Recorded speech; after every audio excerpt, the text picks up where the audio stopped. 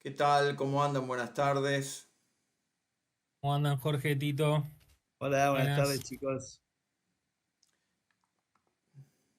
Momento que todavía estamos, Pero estoy todo peinado, todavía no me aparece en YouTube. porque no me bañé. Bueno, Un segundito. los últimos ajustes técnicos. Estamos. Bueno, ya estamos en vivo. ¿Cómo les va? Bueno, ¿Cómo bien, andan? bien. ¿Cómo Qué andan? bonito. Tito, ¿cómo Muy anda bien, muy Manu? bien. Bueno, acá estamos con parte del grupo de investigación de ciencia política de la Universidad de Buenos Aires, que hemos trabajado bastantes temas sobre teoría política, los aportes de Pulanzas. Y bueno, y hoy nos juntamos un poco para charlar, ¿verdad? Para charlar un poquito sobre algunas cuestiones de la actualidad, de lo que está pasando en el país. Y le dimos en llamar el Estado en la era Milei. ¿Eh? El Estado en la era Milei. Es un tema, un temón, ¿no? Porque en realidad tenemos acá unas preguntas que podemos formular, ¿no? Como disparadores para poder empezar a conversar. Eh, Les tiro la primera. Acá Dale. las tengo Ahí, acá en sin el... anestesia. Sin anestesia, se las tiro. La primera pregunta. A ver. ¿Estamos en presencia de un cambio de régimen político teniendo en cuenta las tendencias autoritarias del nuevo gobierno? ¿Podemos hablar de un cuarto ciclo neoliberal como continuidad de la dictadura de Menem y de Macri? Bueno, es una pregunta en varias, ¿verdad? Son varias Eh, preguntas en claro. realidad. Es un disparador de muchos temas. El que quiera arranca. A ver. Bueno, sí, está bueno. Capaz podemos dividir la pregunta en dos, como para sistematizarlo un poco, ¿no? La primera parte que era sobre el tema del cambio de régimen político, ¿no? Em, Bueno, sí, está buenísimo para pensarlo. Creo que capaz que hay, tiene como dos facetas esta cuestión de un cambio de régimen. La parte formal, ¿no? La parte de, bueno, qué dice el derecho sobre cuál es nuestro régimen político y después qué nos dice la práctica, cómo se desenvuelven efectivamente los actores, las instituciones en el marco de las reglas del derecho. Pareciera que sí, que efectivamente hay en la práctica una tendencia a correr de la escena, por ejemplo, al Congreso, con esta movida de los DNU, con los aprietes a los legisladores.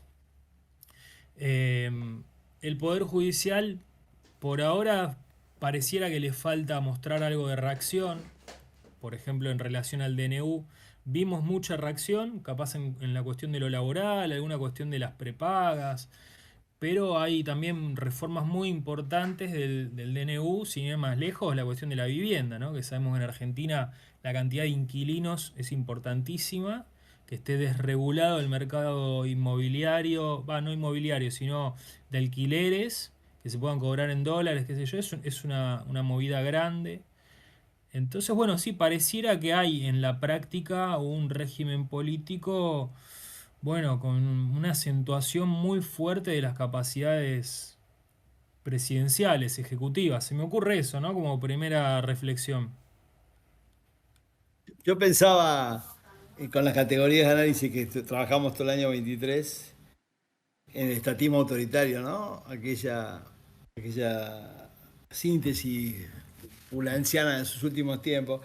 Y este es raro porque es un estatismo autoritario, claramente, pero que repudia al Estado. ¿Cómo se entendería, Jorge? O sea, el estatismo autoritario que refuerza hasta el paroxismo, las capacidades represivas, intenta hasta cobrar el combustible que usan los camiones hidrantes para reprimir y al mismo tiempo repudia al Estado y lo hace con fervor, ¿no? ¿Qué pensamos de eso? La pregunta me parece que es un poco tramposa, o no tramposa, pero es demasiado temprano para saber si efectivamente estamos en presencia, digamos, de un cambio de régimen político, ¿no? Porque todavía estamos a los inicios, son 2 meses, recién eh, han propuesto algunas políticas, bueno, han fracasado la ley ómnibus, pero eh, lo que sí podríamos decir es que si triunfase el proyecto de Milei, ahí sí asistiríamos a un cambio de régimen político, ¿no? Pero no solo un cambio de régimen político, estaríamos en presencia de, como, de un nuevo ciclo histórico, ¿no? Un cambio, no es solamente un cambio de régimen político, es un cambio en las modalidades de la gestión del Estado, es un cambio de la cultura política nacida de la historia contemporánea del país. Sería un cambio radical en la cultura política, ¿no? Que el macrismo en el año 2015-2019 no lo logró.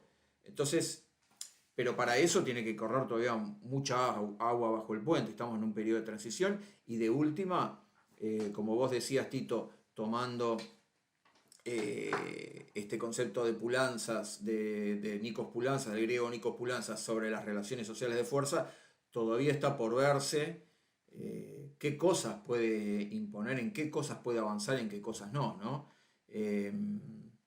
Entonces, ahora, me parece también que lo que viene a expresar Milei es, de alguna manera, el fracaso de esa vía reformista, entre comillas, que intentó el macrismo, de cambiar radicalmente el Estado, las relaciones sociales, etcétera, que fracasó. Viene Milei a decir, incluso como parte de las conclusiones que el propio Macri sacó, hay que acelerar desde un primer momento, no hay que ser gradualista, hay que ir a fondo, etcétera, etcétera. Y Milei viene a representar eso. Como concepto yo diría que Milei vino a subvertir lo que podríamos denominar el empate hegemónico de clases. Es decir, la trabazón en la que el país estaba parado sin lograr un proyecto de país coherente, donde dos fuerzas contradictorias estaban de alguna manera empantanadas, ¿no? Si uno lo toma desde el año 2001, el giro a la izquierda impuesto por la crisis del 2001, lo que fue la disolución de las instituciones del Estado en esa época, es como que dio paso a gobiernos nacional populares, modelos neodesarrollistas, que ampliaron derechos, etcétera, pero que también tuvieron un fuerte componente agroexportador, ¿no? Un fuerte modelo agroexportador. En esa, digamos que era dependiente de la burguesía agraria. Entonces, el macrismo como reacción a esos avances populares intenta sepultar esas conquistas del 2001, ¿no? Y en esa lucha está esta trabazón entre dos modelos del país que son incompatibles.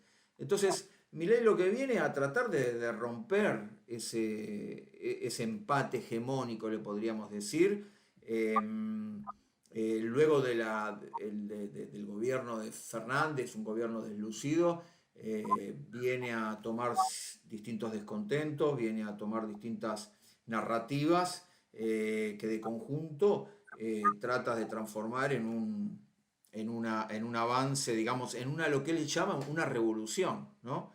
Una destrucción, una desarticulación de todo un tejido institucional, estatal, digamos, institucional, que expresaba, digamos, ciertas relaciones de fuerza, ¿no? Eso es lo que me parece, la primera reflexión que quería hacer. No O sé sea que ustedes. podríamos decir que en parte este recurso al autoritarismo es parte de ese destrabe del empate hegemónico, como parte de la estrategia de cómo destrabar el empate hegemónico es recurrir al autoritarismo.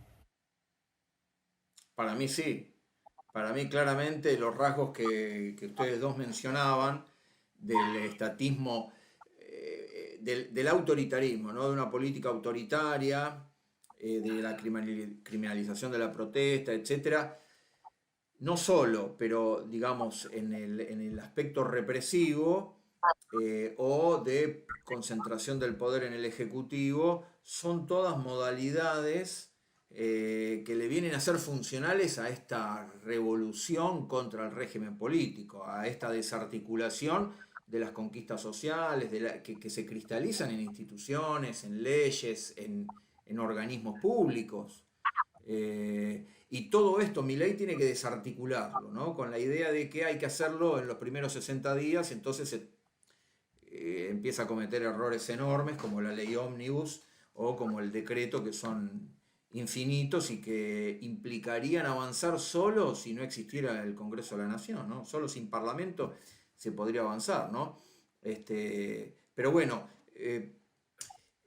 el objetivo es romper con la inercia esta de las conquistas sociales, romper con la lógica de las negociaciones salariales, de la distribución de la riqueza, romper con la lógica de las negociaciones sindicales, eh, con el estado de bienestar como enquistado en el seno del aparato del Estado. Ese es su objetivo, ¿no? Si uno retoma el concepto de Nikos Poulantzas, el concepto del Estado relacional de Poulantzas, ¿qué decía Poulantzas? Que el Estado estaba atravesado de par en par por luchas, por tensiones, que era un campo estratégico de lucha, ¿no? Y donde cristalizan relaciones de fuerza. Bueno, ahí tenemos las leyes laborales, o sea, ahí tenemos las indemnizaciones, el aguinaldo, las vacaciones, las leyes ambientales, el incentivo docente, no sé, el subsidio al transporte o el desacople de los valores de los valores internacionales con los nacionales, para que un paquete de fideos, para que la gente no tenga que pagar un paquete de fideos, un kilo de carne, un litro de nafta, lo tenga que pagar a valores internacionales. Entonces, el desacople de esos precios internacionales evidencia de alguna manera estas instituciones de compromiso social, ¿no? Estas instituciones de compromiso social, de integración de compromiso social, bastante deterioradas, problemáticas en los últimos años, desde el gobierno de Macri, desde la crisis ya desatada con el periodo de Cristina, con el gobierno de Macri, después con el gobierno de Alberto, muy desgastadas pero existentes, ¿no? Compromisos de clase que se expresaban y que se expresan en distintas instituciones del Estado, que Milei se ve en la necesidad de destruir, ¿no? A eso es que le llama una revolución. Claro. Instituciones regulatorias, redistributivas, que creaban compromisos de clase. Eh, Eso es lo que tiene que destruir, ¿no? Otra cosa es que lo logre, otra cosa muy distinta es que lo logre, ¿no? Claro. Sí. Para instituciones Bueno, desgastadas, y pero instituciones, perdón, ¿no? Instituciones desgastadas, digamos, a la retranca, si querés, pero que cuando ves que no están, cuando desaparecen, por mínimas que fueran, cuando desaparecen, la crisis es brutal, porque un paquete de fideo vale lo mismo que en Roma. Entonces, eh, hay que defender, aunque sea lo poco que había, la diferencia es brutal. Un claro, Estado ¿no? O regulatorio. No, con las regulatorio que empresas que desacoplaba. quieren privatizar. No, pero un Estado regulatorio que desacoplaba los precios internacionales de los precios locales. El Fondo Fiduciario para el Aceite, por ejemplo. Y nadie lo conoce, aparte. Nadie sabía que existía un Fondo Fiduciario del Aceite, que las empresas aceiteras que exportaban, parte de su ganancia la volcaban al mercado interno para bajar el precio al público del bien de consumo esencial como es el aceite. O en la harina había lo mismo. No hay, desaparecen. Entonces, uno dice, y yo coincido con vos, Jorge, que estaban desgastadas de la crisis de 2008 para acá, en instituciones con rémora y todo eso, pero fijémonos la importancia que tienen, que en cuanto desaparecen, el golpe al bolsillo es brutal, ¿no? Brutal. Tal cual, por eso se habla de una revolución, lo que nosotros denominamos una contrarrevolución, ¿no? Sí, Pero eso también quiere decir, cómo nos expropian palabras, ¿eh? tal cual, sí, sí, Se tal expropian cual, palabras. Libertad, anarquismo, digamos, revolución. tal cual. El campo Y muscular pierde todo, hasta la forma, la semántica. sería un Ujú. experimento, digamos, que nunca se ha hecho, ¿no? Por el grado de radicalidad que implica.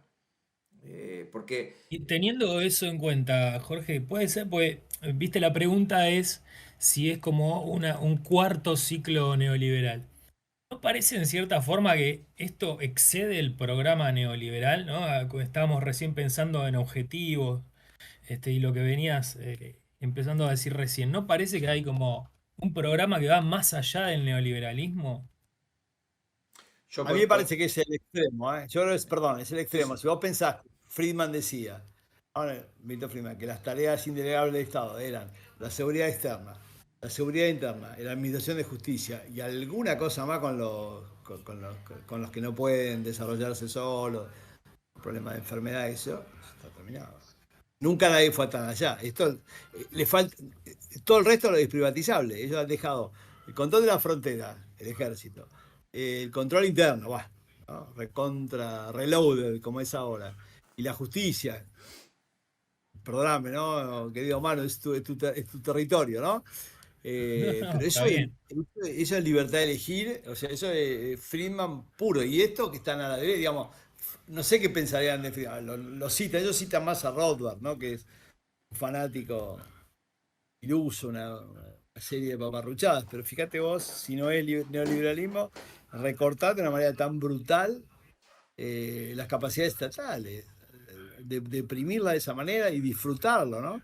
Y encima lograr en la batalla cultural triunfos permanentes de opinión pública, tipos que no pueden subirse al bondi, perdón, al colectivo y aceptan igual.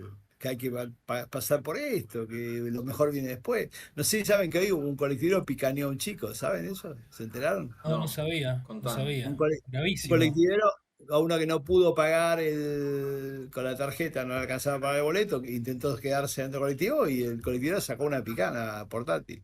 Lo persiguió por el colectivo hasta hacerlo bajar. Eso es, no sé, sin palabras, ¿no? Y metafóricamente es la metáfora de Milei.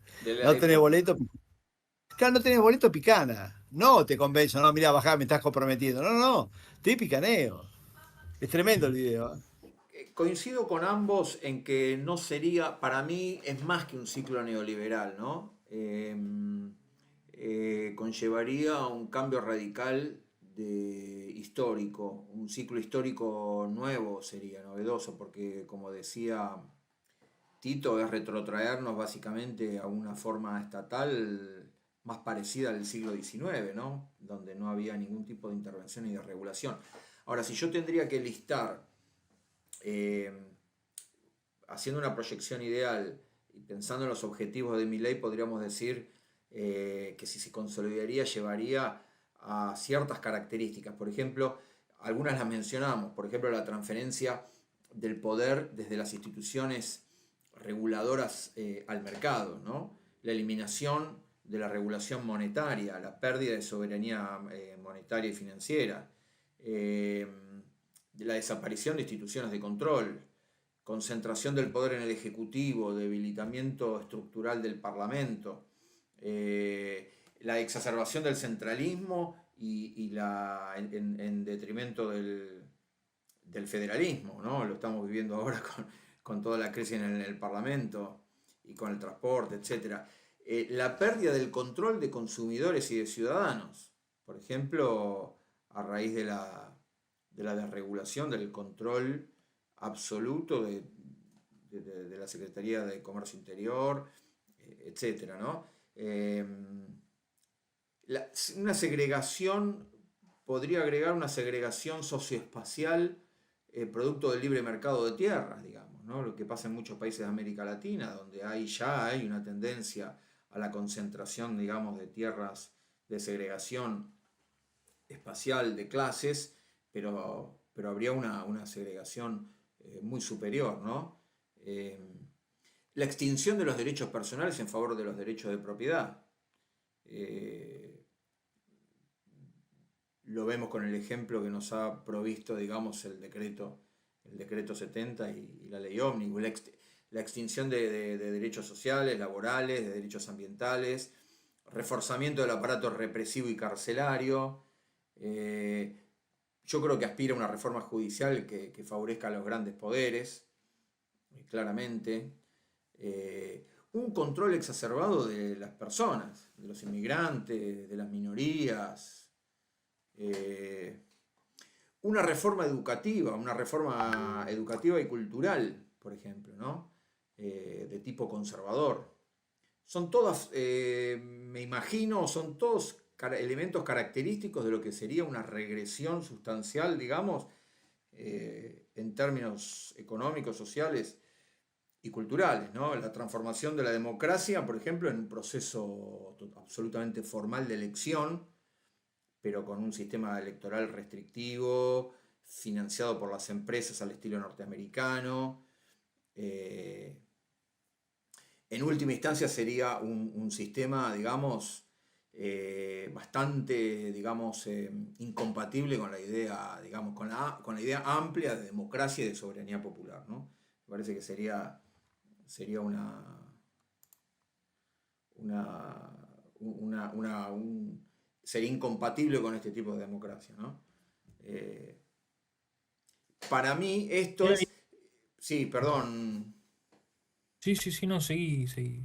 que estaba pensando, retomando un poco lo de Nikos Poulantzas, del estatismo autoritario que mencionaba Tito. Claro, Poulantzas pensaba estatismo autoritario en los años 70, imaginando un Estado todopoderoso en el centro del proceso de la reproducción capitalista y del control social, digamos. Eso es el esquema que tenía Nikos Poulantzas en los 70. Lo que estamos observando ahora es bastante diferente, ¿no? Donde en el centro del poder, del dispositivo de poder, están las grandes empresas, las grandes corporaciones, no el Estado, ¿no? El empoderamiento del mercado controlado por un puñado por grupos concentrados, ¿no? Estaríamos en presencia de un Estado y de una democracia capturada por ese poder. El poder no estaría tanto en el Estado, ¿no?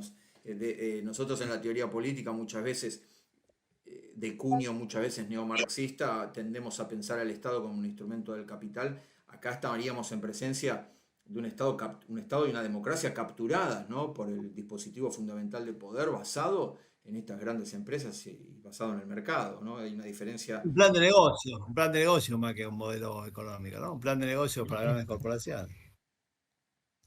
Sí. Por eso Y digo que no es. pensando en esto Sí. mismo que estás desarrollando ahora, Jorge, pues era justo es algo así lo que te quería preguntar, o quería preguntarles, ¿no?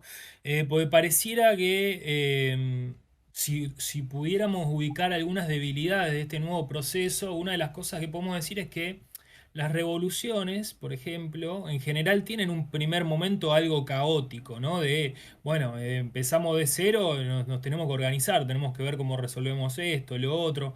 Hay un momento de cierto grado de incertidumbres.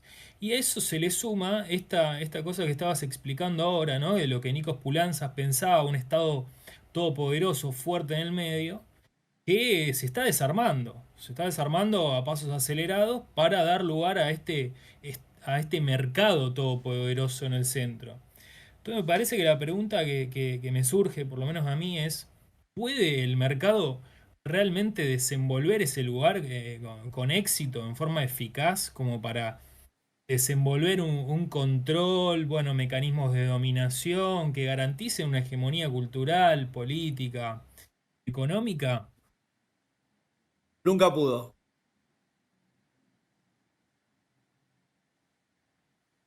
Nunca, nunca sin Estado. Nunca lo pudo hacer. Es co-constitutivo. A los niveles que Ninguna pretende sociedad puede. Milei, a los niveles que pretende Milei, solamente en los libros.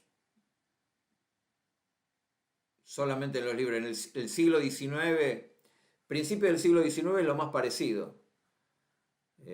Hasta que llegó Hegel y dijo que había una relación entre el individuo y la comunidad, y la colectividad expresada como espíritu absoluto en el Estado. Y desde esa época el Estado cumple, como dice Tito, un papel co-constitutivo de las relaciones sociales. Nunca se vio algo parecido. Por supuesto que puede haber un programa máximo y un programa medio y uno mínimo. Una de esas consiguen el 50%, pero conseguir el 50% de lo que se pretende es barrer con las instituciones públicas de la Argentina, ¿no? Aunque no sea el 100%. Claramente sería un ciclo distinto, que un cuarto ciclo neoliberal, ¿no? Sería una especie de liberalismo autoritario, podríamos llamarle, podríamos denominarle al liberalismo autoritario, ¿no? Eh, Sería apropiado, no sé, En, podríamos en pensar en vez alguna del categoría. libertario como se presentan, es el liberalismo autoritario, sí. Sí. Bueno, tengo la segunda pregunta para hacerles. Bueno,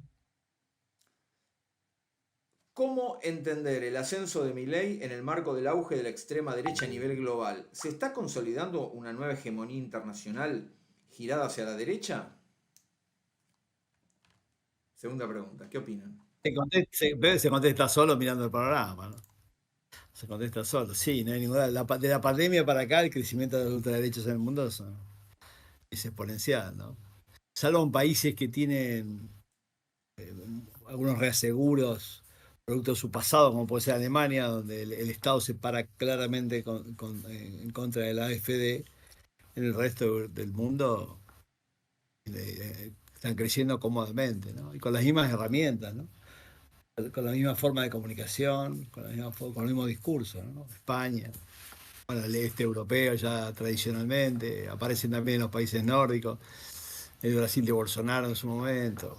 La verdad que sí, está subido a una ola de Italia, una ola de una nueva derecha que aprovechó las falencias estatales en la pandemia para instalarse a través de la búsqueda de una supuesta libertad accionada y bueno, y todavía no se encuentran los suficientes mecanismos para contrarrestarla, ¿no? Sí, yo creo que sí. Forma parte de sí, una sí, tendencia, de una corriente, digamos, marítima. sí. A mí también lo que me surge pensar es que sí, evidentemente está ganando impulso, fuerza, la extrema derecha a nivel global. Lo que no me aparece tan claro es que sí tenga altos grados de legitimidad, si está como consolidado ese giro hacia la derecha, ¿no? Porque por momentos me parece algo caótico. Por ejemplo, vos ves el proceso de Bolsonaro, ¿no? Tan de una punta a la otra, que pasa de estar totalmente, de ser un desconocido total, un outsider de la política, a ser presidente de Brasil y ahora estar con 20.000 procesos judiciales, que está siempre al borde de ir preso, que no lo dejan salir de Brasil, que todos sus allegados tienen causas penales. Es algo así como del éxtasis a la agonía rápidamente. Entonces, sí, logró, convenció, llegó a la presidencia de Brasil, pero cayó en picada fuerte. Capaz el proceso indio es distinto. Modi viene consolidándose. Pareciera que sí practica unos grados de autoritarismo elevados. Bueno, es una experiencia distinta. Bueno, no sé. Trump ganó las elecciones, después perdió, tiene las causas judiciales, ahora parece que tiene muchas chances de ganar, pero no sé si gana como desde el mismo lugar que ganó la primera vez. No sé si es que gana porque no hay un Biden, no hay un buen opositor del otro lado, o si es por méritos propios. Bueno, eso, ¿no? Me surge, ¿cuánto convence esta hegemonía que está logrando la extrema derecha? Es una buena pregunta, me parece que sí, que es, digamos que es desigual el proceso y también es real que, un poco pensando en lo que vos decís, eh, creo que, por ejemplo, en el caso de Donald Trump, Trump pudo haber perdido, pero es claramente dominante del Partido Republicano y ha cambiado bastante la agenda política. Entonces, puede perder electoralmente, pero está cambiando, está llevando, está imponiendo una agenda política. A nivel, por lo menos a nivel local, ¿no? A nivel de Estados Unidos. Eh, También es real que son movimientos desiguales, pero digamos, para mí tienen bastantes cosas en común, pero también diferencias importantes. Y ahí me parece que está bueno distinguir el caso de América Latina, que tampoco es todo igual, pero tiene sus diferencias. Por ejemplo, la extrema derecha a nivel mundial, si uno la toma de conjunto, me parece que, digamos, se reúnen en la internacional de la extrema derecha, están nucleados en el movimiento de Steve Bannon, que es el ex asesor de Donald Trump, y tienen una agenda propia, una agenda común, digamos, contra lo que ellos llaman la ideología de género, contra la inmigración. eh, eh, tienen varios elementos en común, ¿no? Eh, Contra el ambientalismo, contra el Jorge. ambientalismo, tal cual, perfecto, claro, exactamente. Ahora, en Europa, si uno lo ve, digamos, el proceso es del fracaso del neoliberalismo, ¿no? Hay un fracaso de las políticas neoliberales que se proponían ser cosmopolitas, ¿no? De las grandes ciudades cosmopolitas que incorporaban al mercado con un discurso igualitario y un discurso de ampliación de derechos, incorporaban al mercado a los sectores, digamos, a las minorías étnicas, minorías, mujeres, diversidad, etcétera, ¿no? Lo transformaban en el capitalismo, digamos, ampliaba el mercado. Pero eso es lo que está fracasando. Esa política neoliberal en Europa es la que viene fracasando, ¿no? Y viene siendo amenazada y disputada por la extrema derecha. Entonces en Europa me parece que hay algo muy particular que es una derecha, una extrema derecha anti-inmigración y islamofóbica, digamos, el gran caballito de batalla de la derecha, de la ultraderecha europea, de la extrema derecha, es la anti-inmigración y la islamofobia. Son dos puntos, además de la lucha, ¿no? Como decíamos, de la ideología de género y el tema ambiental, pero son puntos fundamentales, ¿no? Eh, bueno, de hecho los acuerdos ambientales los consideran algo así como una mentira de los marxistas, ¿no? Un nuevo programa de los marxistas, ya que fracasaron en la lucha de los trabajadores, ahora vienen con el tema de género y con el tema ambiental, ¿no? Ese es el discurso digamos, de la extrema derecha. Entonces, eh, y obviamente son profundamente conservadores, plantean esta idea del retorno a la familia, ¿no? A la que consideran amenazada, están contra el derecho al aborto, contra el derecho a la educación sexual en las escuelas. Son todos elementos, digamos, de reacción cultural, que un poco me parece que es una reacción a los amplios derechos conquistados por las minorías, por distintas minorías y por la ampliación de los derechos. Me parece que hay una reacción ahí que tiene que ver con el miedo, con la incertidumbre, la ansiedad de los sectores, digamos, que se ven amenazados. Pero la diferencia fundamental, me parece a mí, con respecto a América Latina, tiene que ver con el hecho de que la extrema derecha en Europa es nacionalista, incluso a veces hasta proteccionista, ¿no? Por ejemplo, acusa a la Unión Europea y a la globalización, es la gran impugnadora de la globalización, es la extrema Trump derecha. también, ¿eh? Y Donald Trump Trump también. también, por supuesto, Donald Trump también, claro, ¿no? Y la acusan de que son los males que aquejan a su país, la globalización, la inmigración y el acuerdo de la Unión Europea, ¿no? Y lo que denuncian es el ataque a los valores nacionales, por ejemplo, ¿no? En Francia vamos a perder nuestra esencia francesa, y lo mismo en Inglaterra. O sea, critican las finanzas internacionales, al capitalismo financiero, muchas veces, ¿no? Después cuando están en el gobierno, bueno, ya ahí la cosa cambia un poco, pero digamos, capitalizan reacciones, digamos, populares antieuropeas que tiene que ver eh, como fue el Brexit en Inglaterra, ¿no? La salida de la Unión Europea por parte de Inglaterra, que tiene que ver con el temor también de sectores de la clase trabajadora a perder conquistas sociales, etcétera, a manos de las políticas neoliberales desreguladoras. Y en Estados Unidos lo que decía Tito, lo mismo, ¿no? Una situación parecida. Ahora, la diferencia está que en esta extrema derecha europea apela a la nación, a la comunidad.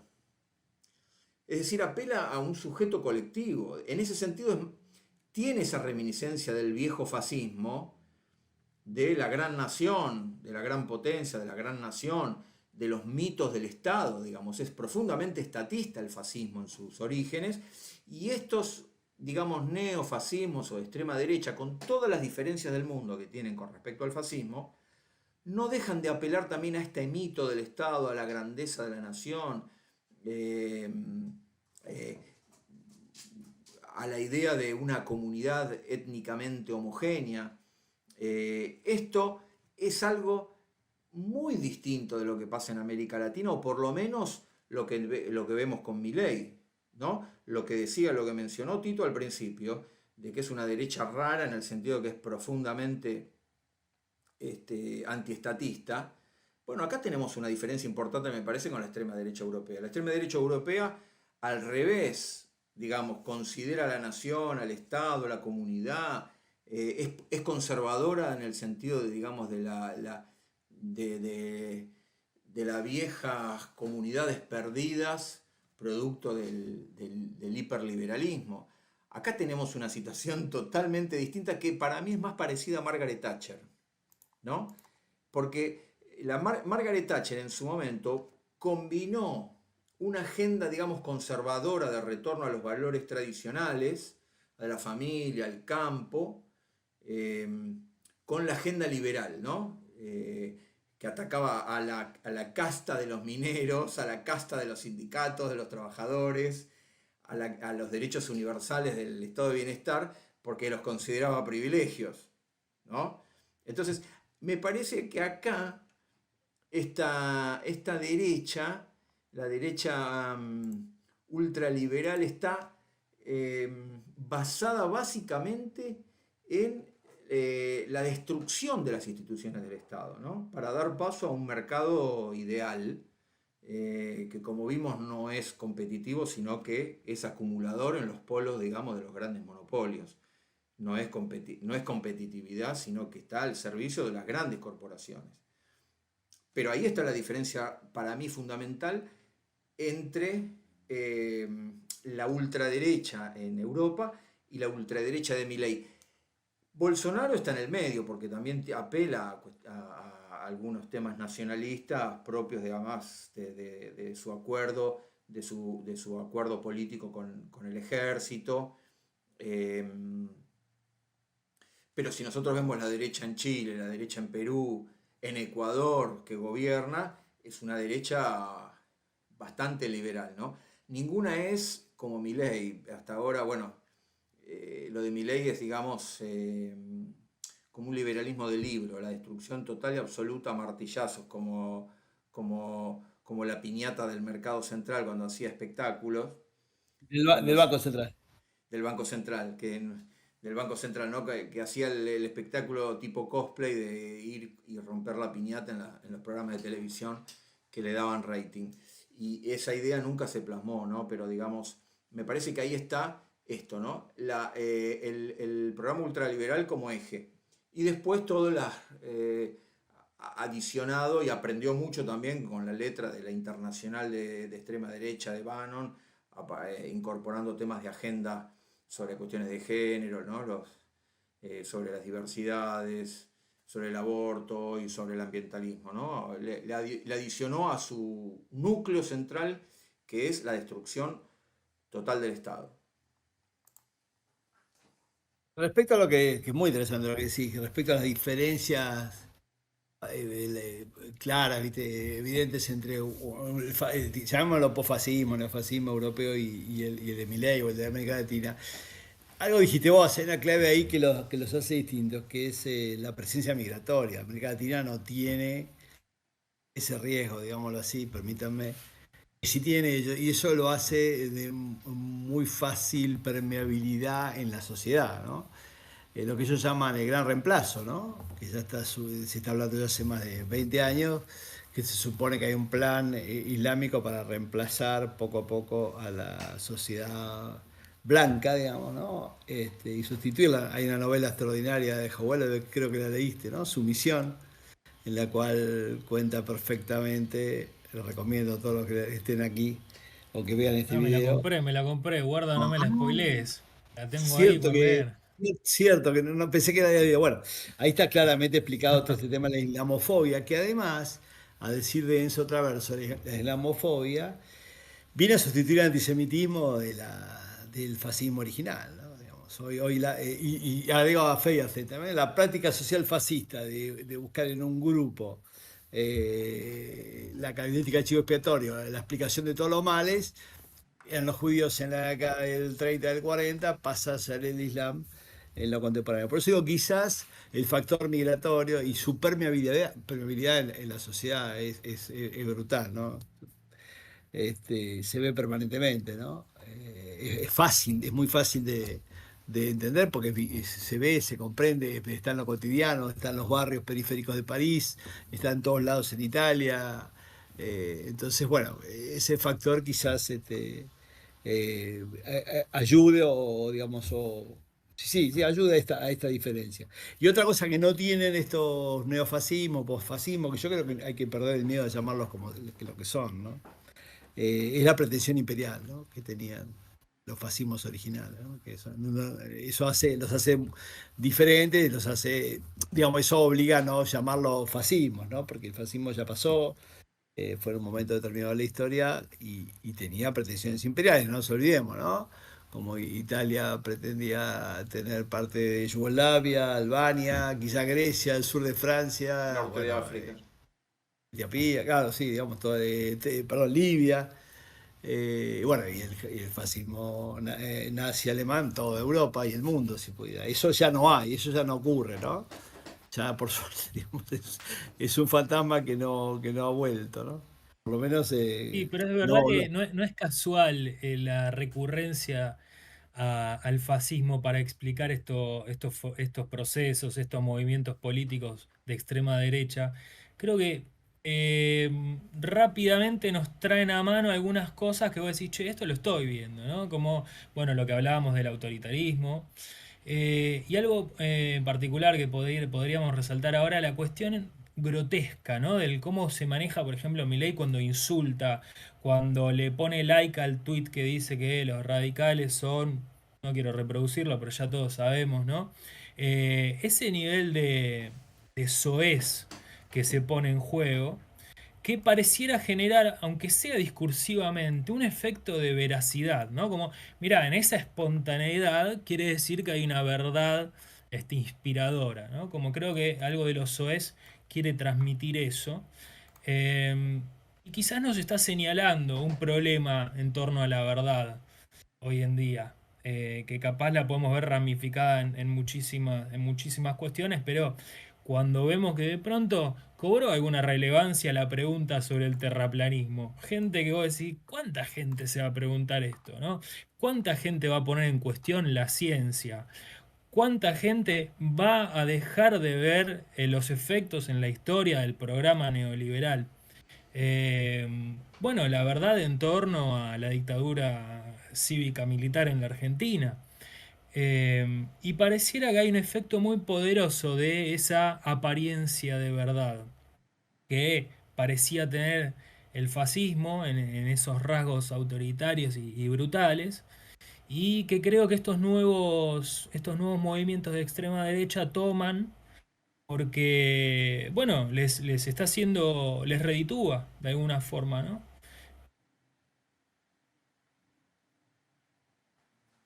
algo quiero agregar, hermano. Y además el lenguaje es clave, ¿no? De tratarlos de parásitos, inútiles, corruptos, coimeros, valijeros. Es disminuirlos, digamos, ¿no? Mostrarlos frente al colectivo social como una excrescencia corrupta. Y eso, con eso hay que estar muy atento porque lo mismo pasa con los planeros, ¿no? Cómo tratan a quienes reciben parte, digamos, de asistencia social, ¿no? Que son tratados como planeros, inútiles, quid virgen, bueno, todas esas cosas que les dicen. Bueno, es el camino previo a que después, y que está pasando, Manu, a la represión de esos sectores sea bien vista por la gente de bien, por los argentinos de bien. El primer paso para reprimir a un sector social es disminuirlo humanamente, mostrarlo como una excrescencia parasitaria. No tengo que explicar de qué me estoy refiriendo. Estoy trayendo la definición de Untermenschen, de subhumano, que tenía Hitler sobre los eslavos y sobre los judíos. Era subhumano. Cuando vos lo calificás como subhumano es mucho más fácil, no quiero decir exterminarlo, ¿no? Pero reprimirlos al menos. Por eso se cuestan esos aplausos, esas afinidades con la represión, que para mí son novedosas en la Argentina. En cuanto siempre hubo, pero en esta magnitud no, de esta magnitud, de cantidad de voces que apoyan la represión, es notable. Y creo que va a la tercera pregunta. Me parece que eso está yendo hacia la pregunta que viene ahora. Sí, pero Bueno, antes de pasar a esa pregunta, quisiera agregar a esto que están planteando ustedes, que es muy interesante, un poco pensando en lo que están diciendo. Me parece que es parte de ese combate, de esa lucha de la ultraderecha por romper el status quo, por hacer esa revolución contra las viejas instituciones, el viejo compromiso social, ¿no? Transformar a un adversario, un enemigo, ridiculizarlo, para derrotarlo, ¿no? En ese enemigo están los consensos parlamentarios, las regulaciones, los sindicatos, los trabajadores estatales, etcétera, etcétera, ¿no? Los Los viejos, extranjeros, Jorge, los los extranjeros. extranjeros, las minorías, las diversidades, en fin, los activistas ambientales. Todo aquel que se le opone a su programa es merecedor de un adjetivo, digamos, y de una relación verbal de poder sobre el resto, ¿no? Es parte de su combate, de su lucha para aplastar, digamos, para derrotar, para destruir, para aniquilar las viejas instituciones de compromiso, ¿no? Entonces me parece que de ahí viene esto. Pero siempre es un poco, como dice el dicho, ¿no? Fuerte con los débiles y cobarde con los fuertes. Eh, por ejemplo, un poco antes de pasar a la tercera pregunta, retomando un poco el tema de la, de esto que estamos charlando antes, es lejos del nacionalismo, ¿no? Sobre la extrema derecha, lejos del nacionalismo, el soberanismo que mostraron, digamos, algunos grupos de derecha europeos que muestran. eh, por ejemplo, Milei, al defender la autodeterminación de los kelpers, la renuncia a los derechos, por ejemplo, sobre las Malvinas, eh, claro, él quiere, al atacar a las Malvinas, al atacar los derechos humanos, está atacando un poco los consensos, ¿no? de la democracia. Eh, los consensos o, digamos, el común acuerdo de la democracia. Eh, Ahora, en política exterior, ¿no? Esta postura de alineamiento incondicional con Estados Unidos, etcétera, me parece que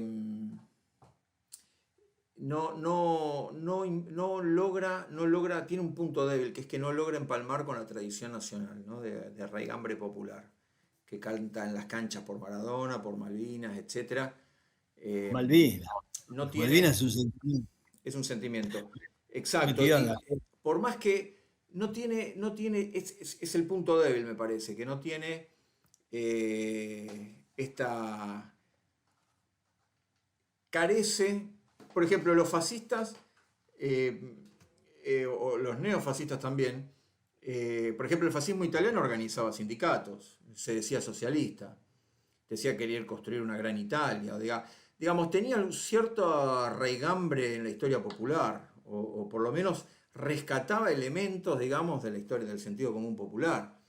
Eh, y este liberalismo no termina de lograrlo, ¿no? También quiere en el lenguaje, en las narrativas, empezar de cero. Está bien que toma a Roca o toma a Alberdi, ¿no? Como grandes mitos nacionales, eh, pero la realidad es que Roca y Alberdi no tienen, no tienen una raigambre popular ni están arraigados en lo que fueron en la democracia política del siglo XX. Entonces me parece que eh, Alberdi mucho más, Alberdi mucho más, pero creo que al no invocar tradiciones populares, eh, le es más difícil construir una subjetividad, porque también no puede construir un pueblo, porque él construye individuos. La idea de él es destruir toda identidad colectiva. Entonces, me parece que eso es de alguna manera una desventaja que tiene, ¿no? Y son mitos fundacionales, ¿no? Que no construyen lazo social en la actualidad. No podés construir un lazo social invocando a Roca. Podés construir un lazo social invocando al Verdi entre una cierta intelectualidad, pero al pueblo, Claro. eso no come nadie, digamos. Es cierto, decís. Son mitos fundacionales, digamos, ¿no? Y respecto a la cosa, el fascismo, no te olvides que también el surgimiento del fascismo viene de un triunfo y derrota en la Primera Guerra Mundial, en la cual, digamos, Italia participó del bando vencedor, pero quedó pésimamente parada en el reparto de la ganancia, tuvo 600.000 muertos, y vino el Bienio Rojo. Además, hubo una situación de política internacional en la cual Italia fue muy menospreciada por el concierto internacional, por Wilson, Sociedad de las Naciones, y hizo renacer ese espíritu, ¿no? Que del cual refería vos, ¿no? Que en este caso no está, pero bueno, lo que pasa que nosotros como sociólogos tenemos ese hábito, perdón, Manu, de tratar de encontrar siempre, bueno, es lindo también, esas semejanzas, esos parecidos, ¿no? Tratar de aislar una situación y buscar el modelo bebediano, ¿no? Uno tiene tan metido en la cabeza que cree que todo es semejante, pero está bien, forma parte del conocimiento. Perdón por la digresión. Es la forma de simplificar y entender también, ¿no? Pero bueno, sin correr el riesgo se corre ese riesgo, pero tratar también de distinguir los fenómenos históricos. Si les parece, Claro. entonces sí, pasamos a la tercera pregunta. Sí. Dale. Vamos. Y dice así: a nivel nacional, ¿asistimos a la ruptura del pacto democrático establecido desde la recuperación democrática? A ver, ¿qué dicen? Claro, claro, sí, es verdad. Por eso Tito me decía, nos estábamos metiendo con la tercera pregunta.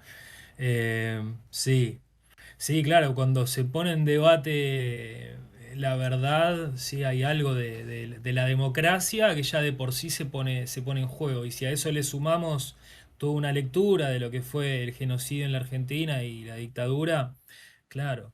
Yo creo que se pone sobre la mesa el debate sobre muchas cosas, pero no sé si hoy en día logra una solidez como para mm, que podamos decir que se rompe el pacto democrático.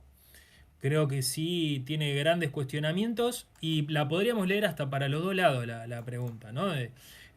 Hay un pacto democrático que dice tenemos que juzgar a los genocidas, tienen que estar presos, y hay un pacto democrático amplio en torno a que la democracia nos tiene que dar para comer, para estudiar, para vivir. Eso fue parte también, ¿no? Y eso también pareciera que está en crisis y que viene cayendo aceleradamente. Así que quizás hay distintos elementos del pacto democrático que están fuertemente en crisis y que exigen una respuesta, una autocrítica. A mí me parece que no solo está, a ver, coincidiendo con lo que decís, Manu, ¿no? No solo la ruptura del pacto democrático, sino que me parece incluso que hay una ruptura de una especie de contrato social de los argentinos. Cuando vos decís públicamente y en un tono flamígero que la justicia social es un delito, está yendo con el contrato social de los argentinos. Yo ahí es como, tengo la misma duda que vos, Manu, si eso puede hacer carne en la gente. Hace carne, por supuesto, en este votante moderno, imbécil que no conoce nada, pero me parece que es muy difícil ir contra. La verdad que pararse frente a la justicia social y decir que es un delito en la Argentina con el 50% de pobreza, y es jugado, ¿no? Es muy jugado. Entonces Sí, ahí aparte sí. integra una disputa ideológica medio de como demasiado abstracta, ¿no? Como que, no sé, uno habla con el chofer del Uber, el laburante que se toma el tren, y vos le debatís, no, que la justicia social, que esto, que lo otro, y el tipo te dice, mira, yo te banco en todas, pero ¿sabés qué, flaco? No llego a fin de mes. No sé si Bueno, eso es tenés justicia razón, no social, tenés razón, ¿viste? No que sé llegue qué me van justicia a... social. Claro. No, pues yo digo, a mí me sorprende, digo, es una cosa que a mí me alucina ver decir que la justicia social es un delito. Bueno, como dice que los impuestos son un delito, pero es mucho más delicado la justicia social. Parece que, no sé, o quizás yo estoy ilusionado que todavía forman parte del contrato social de los argentinos, la justicia social me parece que está tirando contra una cosa muy elemental y muy fuerte. No sé, a mí me resulta muy doloroso escuchar eso. Muy doloroso.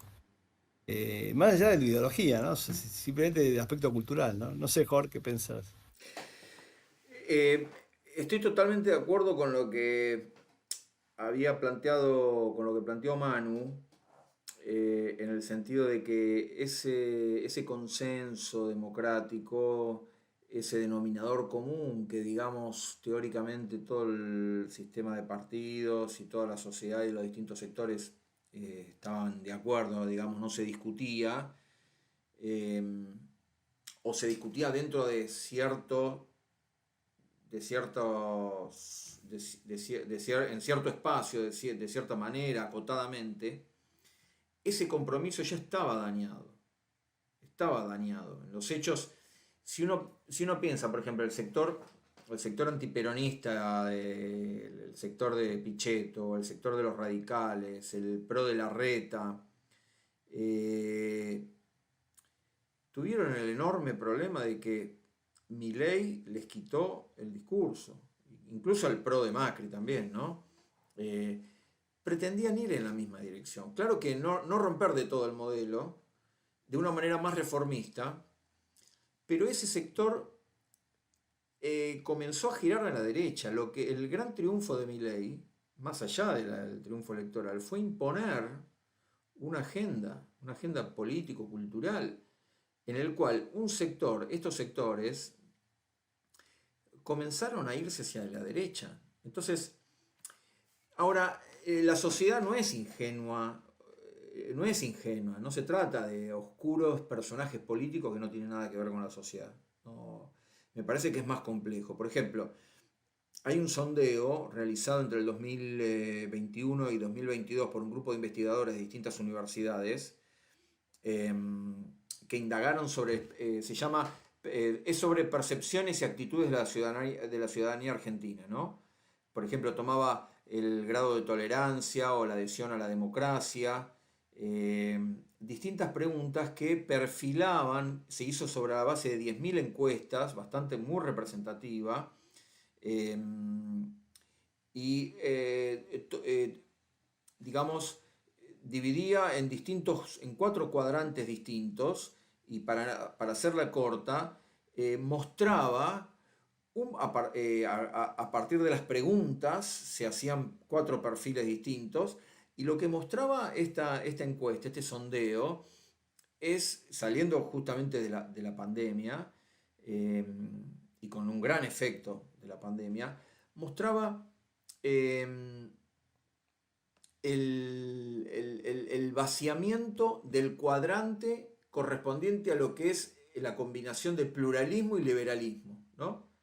Y cómo se tendía a concentrar las opiniones en el cuadrante el liberalismo-autoritarismo, el liberalismo sí, y al mismo tiempo contra los planeros, represión, sacarlos de las calles, etc. Y por el otro lado, en el lado opuesto, en la oposición se fortalecía el cuadrante nacional popular pluralismo, ¿no? Diversidades, modelo de inclusión social, etc. Entonces, lo que estaba vaciado era la posición del pluralismo y liberalismo, que era la vieja posición que ocupaba el radicalismo y que ocupaba de cierta forma Larreta. Ese sector es el que se deshizo y se tendió a polarizar con un sector muy fuerte, liberal autoritario. Entonces, no cae del cielo este giro, esta radicalidad en el discurso, en las narrativas y en las propuestas, ¿no? El protocolo antipiquete, digamos, para decirlo de alguna manera, no cae del cielo, ¿no? Es también una forma de destruir la democracia. El protocolo antipiquete eh, es muy importante discutirlo, porque el espacio público, digamos, es parte de la democracia, de la expresión popular, digamos, constituye la acción en el espacio público constituye parte de las mejores tradiciones democráticas, ¿no? Es lo que hace una sociedad que sea fuerte, robusta, activa, participativa. Recordemos lo que decía Hannah Arendt sobre la vida activa, ¿no? Decía que una de las 3 condiciones de la vida activa era la acción, que los individuos se construyen en esa acción, se individualizan, se hacen particulares, se subjetivizan. Entonces, el espacio público fundamental es el espacio de acción y de discurso, es el espacio político. Nos mostramos ante los demás. Ella decía, nos hace libres. Miren qué paradoja, ¿no? Que los libertarios vienen a destruir el espacio público que Hannah Arendt pensaba que es el espacio donde el hombre actúa y se hace libre. Entonces, lo que hay es una destrucción de la libertad de las personas en favor de la libertad de mercado, de la propiedad privada. Entonces, es como que la propiedad privada, la defensa de la propiedad privada es la destrucción de la libertad pública, ¿no? De la libertad de las personas de manifestarse, de actuar en el espacio político, ¿no? Entonces me parece que esto es lo que quiero decir. Ese pacto estaba, como excelentemente dijo Manu, estaba deteriorado, estaba debilitado por unas tendencias, por la tendencia hacia el giro, porque hay un giro a la derecha de la sociedad, claramente, no es simplemente un engaño, por lo menos eso es lo que a mí me parece, ¿no? No es solamente un engaño de promesas, de falsas promesas o de un equívoco en el voto a Milei. Hay un giro a la derecha también, de los sectores que tradicionalmente votaban a la derecha. Hay un discurso de radicalización de esa derecha en la narrativa, en las acciones, en las propuestas, en cómo actúan en el espacio público, en cómo actúan con discursos de odio en las redes sociales. El intento de asesinato de Cristina se da en este contexto, ¿no? Si no, no se puede entender nada. En parte de este debilitamiento de ese pacto democrático, ¿no? Entonces me parece acá que es importante discutirlo, ¿no? Cómo el espacio público, cómo la política está siendo destruida en favor de la propiedad privada y la libertad de mercado, ¿no? Cómo es la despolitización, la destrucción del lugar en donde se produce la política, donde las personas, donde el pueblo, donde la ciudadanía produce la política. Entonces, incluso hasta los contractualistas, bueno, el caso de Rousseau está claro, pero los contractualistas fundan el pacto político en un contrato individual, pero ese contrato deviene en una comunidad, ¿no? Hay que perder la libertad natural para fundar una libertad civil. La libertad civil se funda en el espacio público. Entonces, eso es lo que se está destruyendo. Y eso nadie antes lo había cuestionado. Ahí viene entonces el cuestionamiento a los derechos humanos, el cuestionamiento a los movimientos sociales, el cuestionamiento a lo que mencionaba Tito de la justicia social, el concepto mismo. Es decir, la destrucción del mismo concepto de justicia social es la que está mostrando la ruptura de este pacto. ¿Hasta dónde puede llegar? Bueno, todavía justamente es lo que estamos discutiendo desde el principio. Todavía no sabemos hasta dónde puede encarnarse materialmente o hasta dónde puede ser derrotado este intento a través de movilizaciones populares, de una contracultura. En fin, es tema de otra pregunta. Pero digamos, nos preguntamos, esto implicaría una reforma constitucional clarísima por parte de Milei. Lo que pasa es que no logran mayorías que le permitan una reforma constitucional donde elimine el 14 bis, donde elimine los derechos constitucionales a la vivienda, a la salud, a la educación, para transformarlos todo en una mercancía. Porque en definitiva el proyecto es ese, transformar a los derechos en mercancías. Quitar derechos y transformar la vivienda, la salud, la educación en una mercancía más, ¿no? Que el imaginario de la gente no pueda ni siquiera,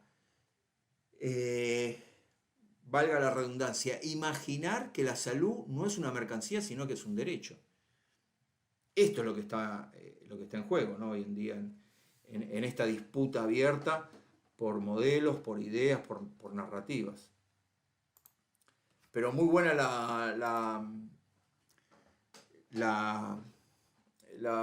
el planteo de Manu sobre este debilitamiento. Llegamos con ese consenso debilitado, no es que Milei lo agarra y le pega a garrotazos a este consenso porque se le ocurre o porque, sí, él quiere radicalizarlo, él quiere hacer esa revolución ideológica, pero las bases estaban en la sociedad.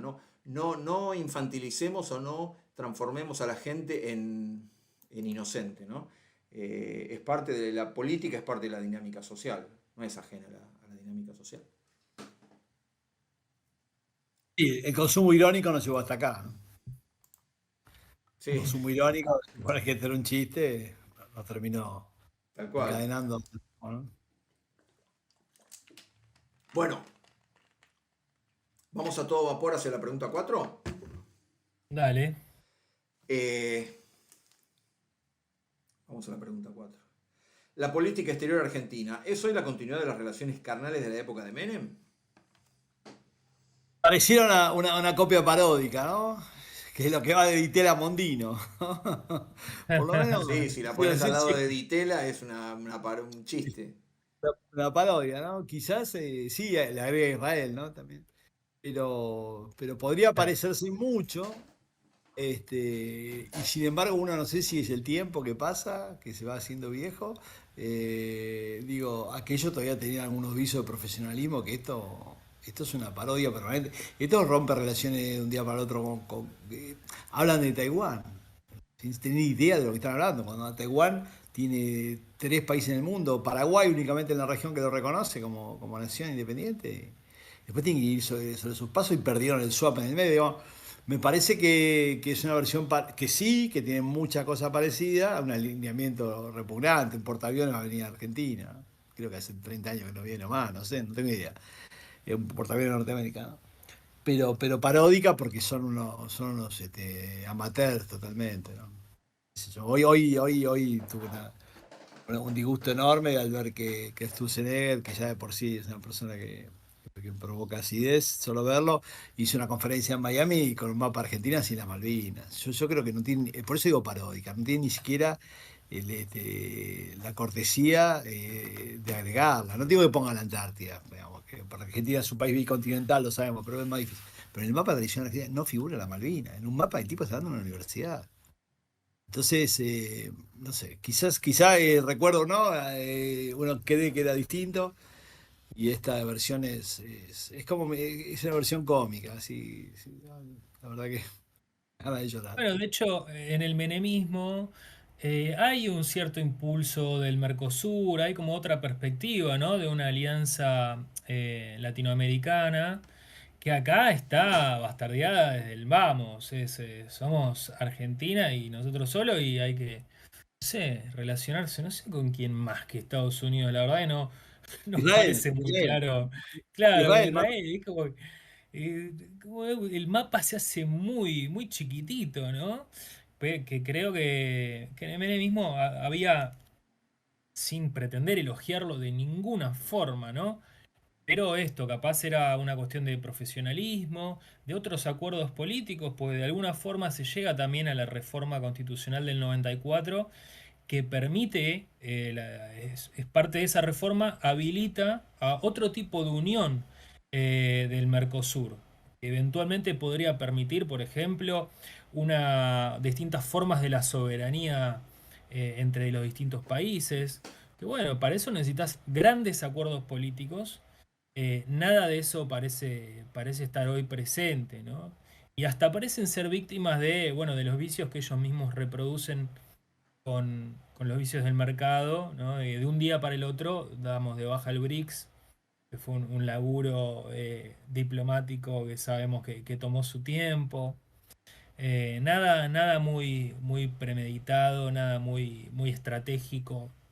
Todo así, todo también está en esa misma línea del ser bruto, del ser violento, impulsivo, que ya por momentos se confunde capaz con, no sabemos si es la personalidad de Milei o es todo un movimiento político que es impulsivo, violento y reflexivo, eh, sigue lineamientos al pie de la letra de Estados Unidos. No sé si están así también, se lo podríamos analizar, pero sí. como vos decís, Tito, coincido que vemos como una mezcla de improvisación y decadencia grande, me parece, a nivel de manejo internacional, de relaciones internacionales. Sí, a mí me da la impresión de que Menem transformó una política exterior por una conveniencia, ¿no? Venía de una crisis, venía de la crisis de las empresas, digamos, venía una crisis de la deuda muy grande, eh, terminó inclinándose a la derecha, sostenido por una política del Fondo Monetario Internacional en un momento, ¿no? A principios de los 90, de un giro político eh, con la caída del muro de Berlín, etcétera, un giro político hacia las posiciones norteamericanas en todo el mundo. Y Menem consideró que esa era su salida, ¿no? Su punto de apoyo para la gobernabilidad en el país. Ahora, en Milei tenemos un alineamiento que es ideológico, que va a contramano de la realidad actual del multilateralismo. Después de décadas habla de Occidente. O sea, habíamos,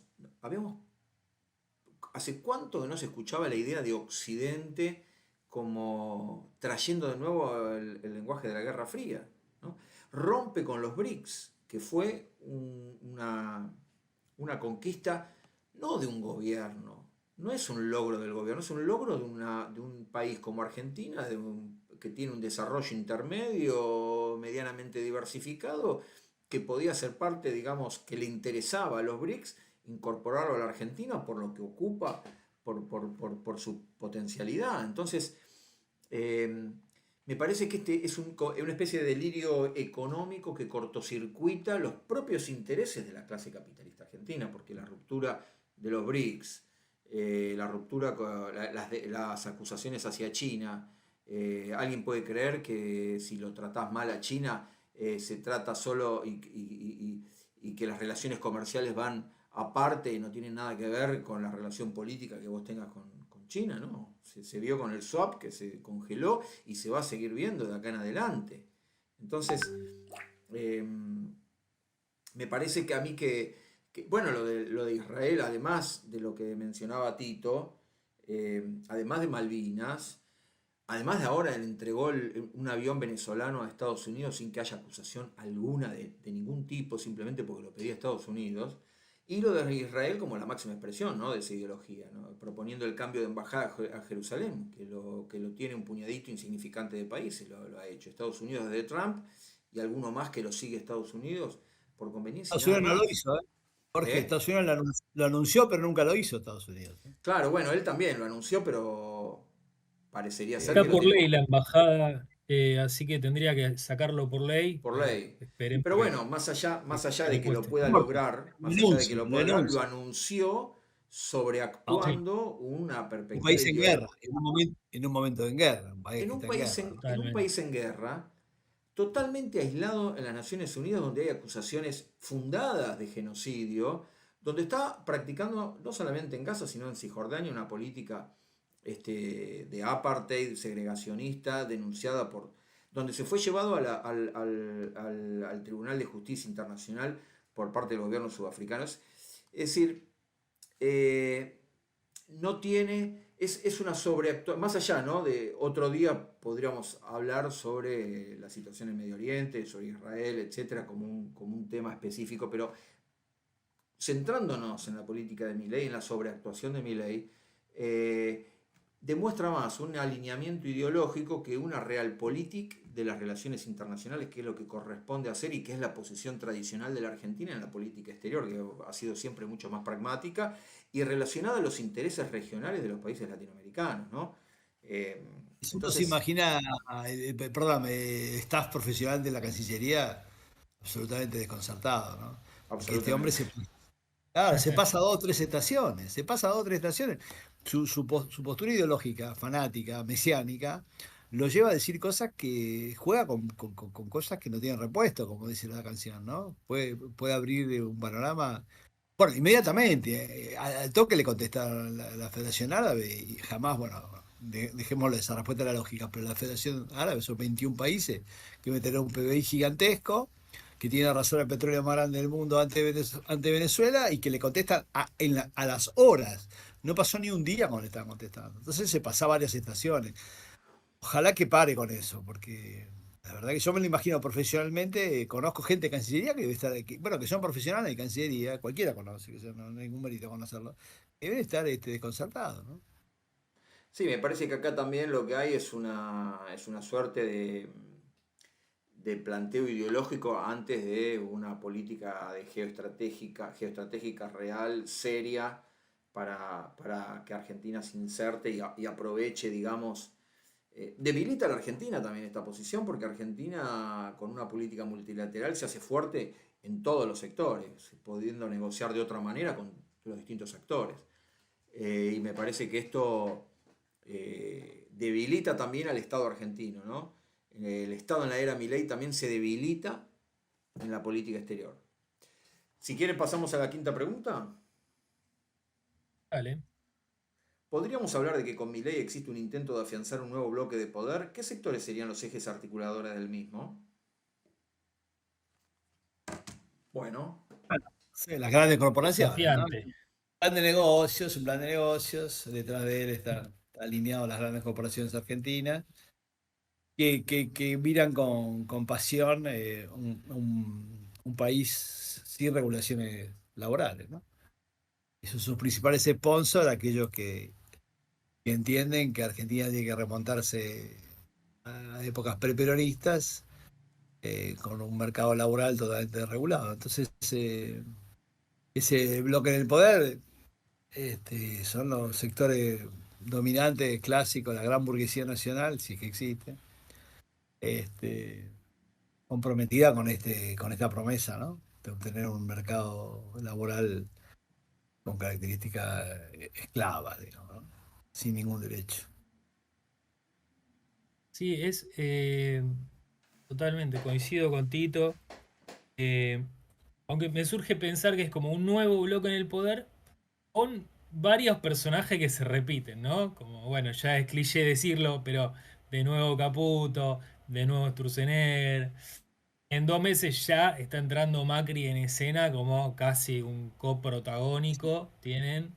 Eh, sí, es Y un bueno, nuevo bloque perdón, porque Manu, sí, Ratazzi, Roca, quizá los nuevos Galperín, sí, eh, siguen siendo lo mismo, ¿viste? Son la misma siguen los figurita. mismos.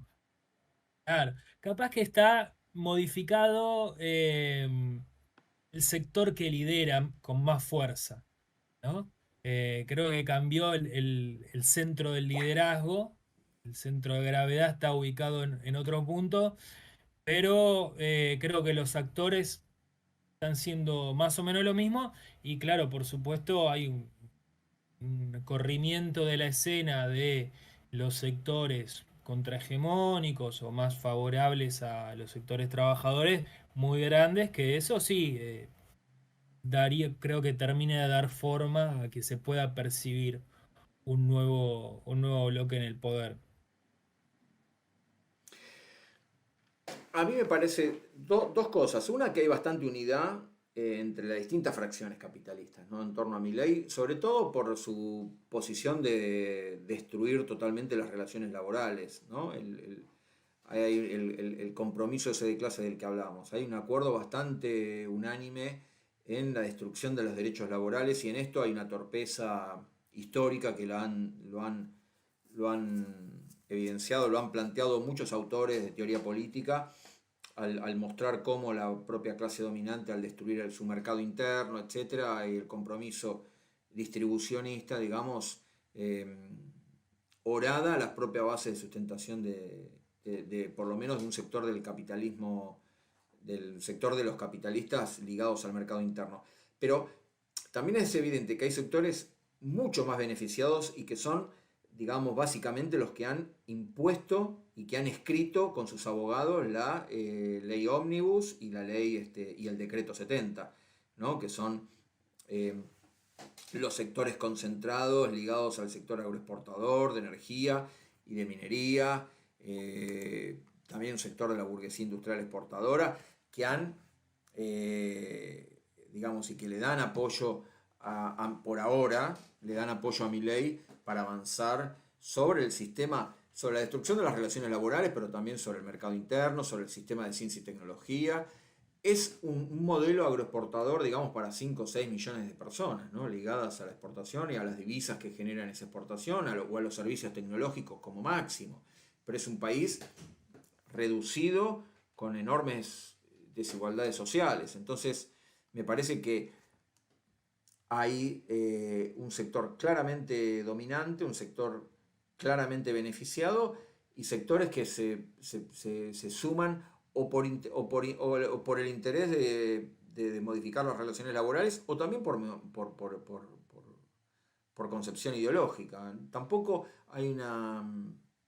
creo que es absolutamente racional y que esté basado en los intereses estrictamente económicos, las decisiones también de las clases dominantes. Así como hay clase trabajadora y clase media que ha apoyado a Milei, también hay sectores de la clase de la burguesía, de la clase empresaria que han apoyado a Milei y que se van a ver perjudicados, van a cerrar, ¿no? Como pasó con las 20 y pico de mil de pymes que cerraron en el gobierno de Menem. No es casualidad que Milei considere la etapa de Roca y el dominio de la oligarquía exportadora como la era dorada del capitalismo, la era dorada de la Argentina, ¿no? Tiene que ver con un modelo agroexportador y un modelo para pocos, un sector muy minoritario de la sociedad. Y eso Es, es muy es un modelo, triste. perdón, sí, Sí. antiindustrialista, absolutamente, que está en contra del desarrollo de la matriz productiva argentina. Pero vos sabés que yo, con el tema con los sectores agroexportadores, todavía igual me genera dudas, ¿eh? Porque, viste, hay sectores dentro ya no es la mesa de enlace unívoca, ya hay distintas voces. Eh, la modificación del impuesto país fue una cosa delirante, le sirvió mucho para su déficit cero, pero complica enormemente a terminales automotrices o complica incluso a sectores concentrados del agro. Entonces, viste, como que tampoco sé si está tan consolidado eso. Sí, en los sectores extractivistas puros, ¿no? Energía y minería, ¿no? Podemos discutir alguna vez, me encantaría si la actividad agrícola ganadera es también extractivista. Es una hermosa discusión. Este, y creo que ahí todavía le falta afinar un poco la puntería. No sé cómo lo ves vos. No es tan fácil. A ver, la devaluación le significó un negocio brutal a las agroexportadoras, pero también le sube un montón con el impuesto país y con la misma devaluación ¿viste? Sus insumos. Y enseguida esa ventaja comparativa se liquida en un mes, ya no existe más. Y van a venir porfiado por otra nueva devaluación. Hoy el dólar a 850, 830 pesos, como tiene, no sé cuánto, me corazón 850, me parece barato. Va, les parece barato, que me parece, les parece barato a los sectores exportadores, digo. Ahí todavía le falta ajustar algunas cosas. Me parece, e incluso te digo más, la devaluación estatal que hace del sector, ponerlo como subsecretaría de mierda, no sé cuándo, no me acuerdo cómo se llama, bioeconomía, también le genera un daño. Hoy la Federación Agraria la tiene de culo, perdón, me parece totalmente contraria a sus ideas. Me parece que está ahí, le falta política, obvio, ¿no? No sé, espero que fracase, obviamente. Sí, el sector empresario es muy heterogéneo, hay sectores, como vos mencionás, que están perjudicados, por ejemplo, con la elevación de las retenciones a la exportación, sobre todo de economías regionales e industriales y sectores industriales. Eh, lo que muestra que el primer gran proyecto de Milei es básicamente el déficit cero y cumplir con el Fondo Monetario Internacional para, según él, estabilizar la economía. Entonces, en el camino va a dejar un montón de sectores en crisis, como lo dejó Macri, como lo dejó Menem. Recordemos que con Cavallo lo que hubo es una transformación del sector industrial de mercado internista en un sector importador. Se destruyeron cientos de miles de puestos de trabajo. Entonces, están perjudicados, hay sectores que están perjudicados y es probable que haya cámaras empresarias o, por ejemplo, el sector no de Coninagro, sino La Federación Agraria. de la Federación Agraria que esté digamos, denunciando este aumento de las retenciones. Pero en su momento, el apoyo que tuvo que ver no tanto con la claridad de las medidas económicas que vaya a tomar, sino con un clima ideológico de giro a la derecha, el cual fue transversal a todos los sectores, incluida la Federación Agraria, por ejemplo, en las grandes ciudades del interior y en las pequeñas también, Milei arrasó en las elecciones. Entonces, ahora habrá que ver cómo en ese reparto y en ese juego económico, cuáles son los más perjudicados y los más beneficiados. Parecería ser que los grandes grupos concentrados son claramente los más beneficiados, ¿no? Eh, Habrá que ver también si un país para 5 o 6 millones de habitantes en el consumo le cierra o no le cierra, por ejemplo, a los supermercadistas. Todo eso está por verse, ¿no? Está por verse cómo se constituye ese bloque de poder, porque lo que está por verse también es si esta transición y si esta revolución que quiere hacer Milei es posible o no. Si lo logra o finalmente choca contra las resistencias populares. Lo que esperamos todos. También, también como veníamos, sí, totalmente, como veníamos hablando, ¿no? Del plano internacional. eh, Puede ser también que cierto agotamiento de la legitimidad internacional del proyecto de extrema derecha repercuta en la capacidad de Milei de llevar adelante su plan, ¿no? Porque una cosa era, por ejemplo, con lo que fue en 2010 para Inglaterra, empezar a proponer ciertas reformas fuertes del estado de bienestar, pero bueno, ahora lleva un desgaste de 14 años. Pero Milei viene a sentarse con ese proceso de desgaste ya visible, con lo que pasó con Bolsonaro, y en una Argentina que tiene capaz, como decía vos, Tito, otra visión de qué significa la justicia social, qué importancia tiene el rol de los sindicatos en la sociedad, de las obras sociales, de las paritarias. Bueno, a mí se me hace que quizás también hay algo del plano internacional, del desgaste de estas experiencias autoritarias, violentas, conservadoras, que pueda también tener un efecto de complicarle mucho la capacidad de llevar adelante su proyecto. Es una ucronía, pero si hubiera coincidido cronológicamente con Bolsonaro, otro gallo hubiera cantado, ¿no? Es ucrónico, ¿no? Pero pensando en la dirección que decís vos, ¿no, Manu?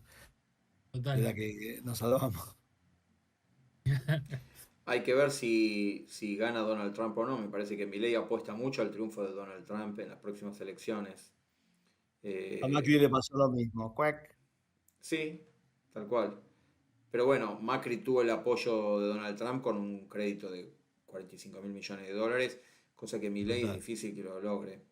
Pero siempre para Milei, digamos, está jugándose a esa carta en la política exterior, ¿no? Porque efectivamente la tendencia a nivel internacional es a la crisis del neoliberalismo y de la Organización Mundial del Comercio. Hay una guerra comercial entre China y Estados Unidos. Hay discusiones de todo tipo sobre los aranceles en Europa. De hecho, se cayó el acuerdo y se cayó por el sector agrícola de la Unión Europea el acuerdo con el Mercosur. Y esto está mostrando también los límites de una política de libre mercado a nivel mundial. Entonces, en algún punto Milei va a contracorriente, lo cual no significa que no pueda imponerlo, porque también hay como una especie de ecuación entre la situación externa y las relaciones sociales al interior del país, ¿no?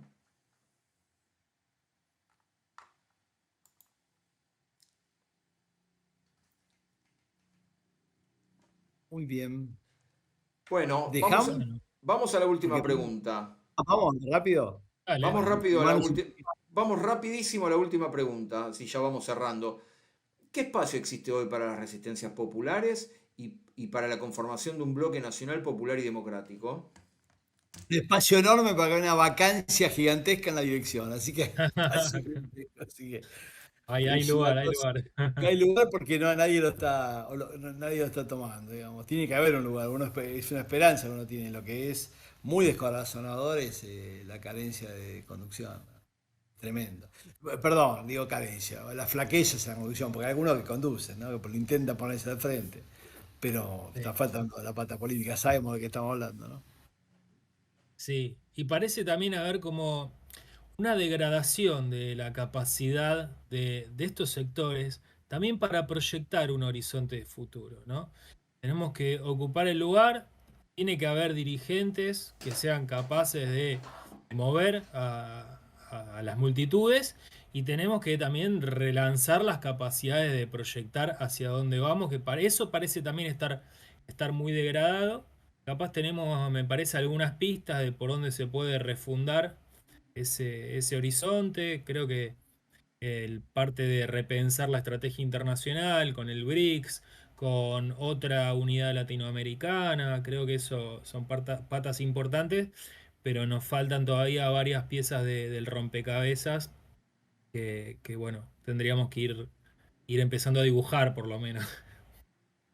Yo igual pienso que si la sociedad siente que lo que se dijo en campaña no era la campaña del miedo, si la sociedad, como lo va a sentir, eh, empieza a chocar su realidad cotidiana, producto de toda esta serie de regulaciones salvajes, y me parece que hay lugar para recoger los heridos, ¿no? Hay una ambulancia gigante para señalar los heridos, ¿no? De arrepentidos y heridos, pero quizás es más una esperanza vana que una realidad, ¿no? Sí, igual te digo, no sé qué piensan ustedes, yo creo que la va a chocar, digamos. Yo no puedo creer que estas políticas extremas, bueno, ya la empezó a chocar en el nivel parlamentario, ¿no? Ahora él dice que fue una maniobra ex profeso, pero me da la impresión que no puede tener continuidad esto muy, digamos, a largo plazo. No sé, la verdad que es una mezcla de esperanza y reflexión. Es la pregunta más difícil, obviamente, porque no tenemos los planos, no sabemos cómo va a ser la dinámica de la política, no sabemos cómo va a ser la dinámica de las relaciones internacionales, no sabemos cómo va a ser la dinámica institucional parlamentaria que tiene un efecto sobre las relaciones sociales y no sabemos tampoco los grados de resistencia, de organización de los sectores populares. Por ejemplo, comenzaron a prosperar nuevamente las asambleas populares, nuevas formas, digamos, el repertorio de la acción colectiva en nuestro país es muy amplia. Eh, pero a mí lo que me preocupa, lo que me parece muy importante es que el desgaste del gobierno de Milei y las resistencias populares que tienen que dar paso a una nueva alternativa, y esa nueva alternativa, si no recoge los problemas, los errores, los límites de la construcción nacional, popular, democrática, digamos, del pasado, sino lo que muchos llaman hacer el balance.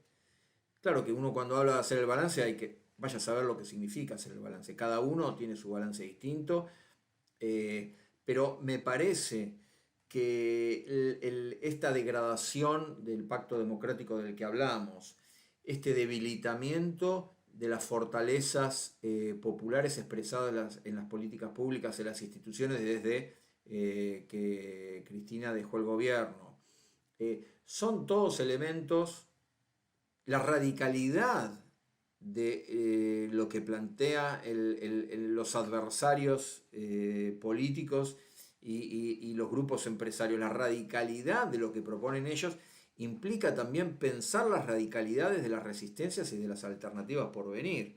Entonces me parece que ahí todavía no hay respuestas, pero sí un debate importante que nos vamos a seguir dando, ¿no? Seguramente vamos a seguir discutiendo y profundizando esto. Y hay que repensar, ¿no?, lo que sucedió con el gobierno de Alberto Fernández, más allá de todas las dificultades que hubo, de la guerra, Ucrania, la pandemia, etcétera, las debilidades que hubo para ofrecer una verdadera alternativa a los sectores populares. ¿Qué pasa con los nuevos sectores de la economía, los sectores informales?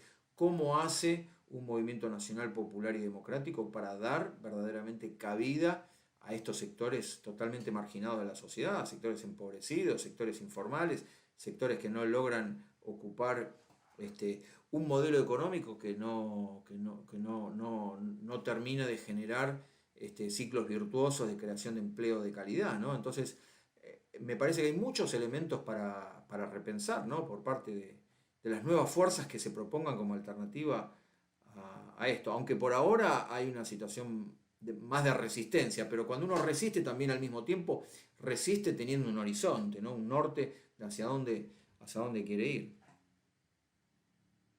Sí. Bueno, y Veremos. seguramente que una de esas cosas que tenemos que redefinir o contraproponer es qué entendemos por libertad, ¿no? Porque por algún motivo caló tanto la idea de la libertad, de viva la libertad. eh, y bueno, evidentemente en el proyecto de la libertad avanza es la libertad del individuo, la libertad individual. Está sobrecargada, súper sobrecargada. Del individuo depende absolutamente todo, ¿no? Su emprendedurismo, su capacidad de conseguir su trabajo, su sistema de salud, su casa, de alguna forma, de subsistir, que es la libertad de la selva, como decimos siempre, ¿no? Y que es eminentemente, esencialmente violenta, ese tipo de libertad. Y creo que tenemos que ver cómo podemos proponer una libertad que signifique una libertad en comunidad, solidaria, que pueda, bueno, satisfacer algunos niveles de dignidad humana que no están siendo satisfechos. Quizá volver a 1789, ¿no? Agregarle a esa libertad, la igualdad, la fraternidad, no parece tan difícil. En fin, el 24 de marzo es una fecha clave, chicos, muchachos, me parece, ¿no? Claro El que 24 sí, de marzo. Sí, claro que sí, es totalmente, un punto más, ¿no? De encuentro y de movilización. Bueno, totalmente. ha sido una conversación excelente.